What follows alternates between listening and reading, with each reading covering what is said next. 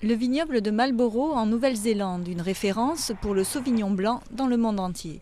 Ce vignoble a connu un essor fulgurant dans les années 80 et aujourd'hui ce cépage représente plus de la moitié de la production du pays.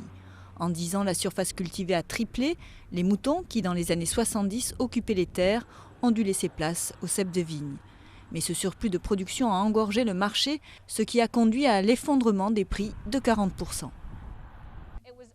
Cela devait arriver. On avait atteint des prix sur des marchés importants comme la Grande-Bretagne qui faisaient pâlir d'envie tous les vignerons du Nouveau Monde.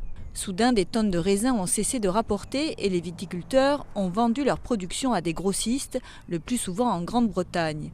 Résultat, la qualité du vin n'a fait que baisser, tout comme son prix, et les clients ont délaissé les bouteilles de Sauvignon blanc sur les étagères des magasins. Les gens ont fait ça parce qu'ils étaient désespérés. Ils avaient fait ce vin, l'avaient mis en bouteille et ils se sont laissés embarquer parce que leur seul objectif était de maintenir à flot leur entreprise.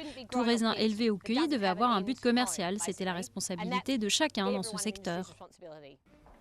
Dans ce vignoble, qui a été l'un des précurseurs du Sauvignon blanc dans les années 70, Jane Hunter a connu des phases de découragement. Aujourd'hui, elle est optimiste.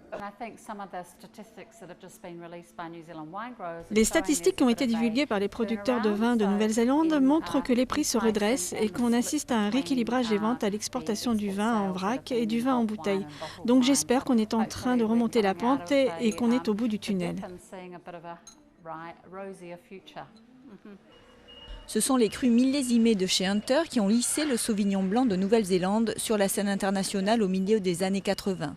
Aujourd'hui, il continue de produire des vins souvent primés. Et pendant que certains estiment que l'image du Sauvignon Marlborough a pâti de cette baisse des prix, d'autres comptent sur la qualité exceptionnelle de leur vin pour définitivement sortir de la crise.